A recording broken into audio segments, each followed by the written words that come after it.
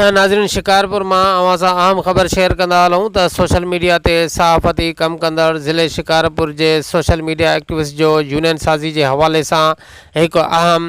General इजलास divisional scout headquarter बुडल फ़कीर library hall Shikarpur में थी गुज़रियो।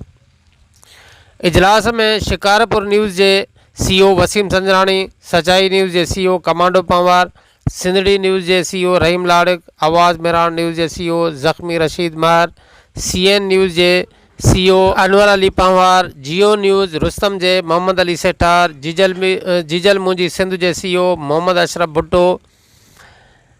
AGTV न्यूज़ जे CEO अब्दुल गनी भयो, हक TV जे CEO रियाज़ मीरानी, खल्क न्यूज़ जे CEO इरफान अली नून समेत ज़िले शिकारपुर जे मुख़्तलिफ़ इलाइक़नि खां सोशल मीडिया ते हलंदड़ न्यूज़ चैनल जे कई मालिकान ऐं CEOज़ शिरकत कई। इजलास में यूनियन जो नालो union of social media Shikarpur रखियो वियो, जॾहिं त ईंदड़ 6 महीननि लाइ वसीम संजराणी खे यूनियन जो चीफ ऑर्गेनाइज़र ऐं रहीम लाड़क ऐं कमांडो पंवर खे ऑर्गेनाइज़र मुक़ररु कयो वियो। मुक़ररु ऑर्गेनाइज़िंग कमेटी नवंबर 2024 ताईं मेंबर साज़ी करे तनज़ीम खे ज़िले सतह ताईं फ़ाल कंदी, जॾहिं त डिसंबर जे 20 तारीख़ ताईं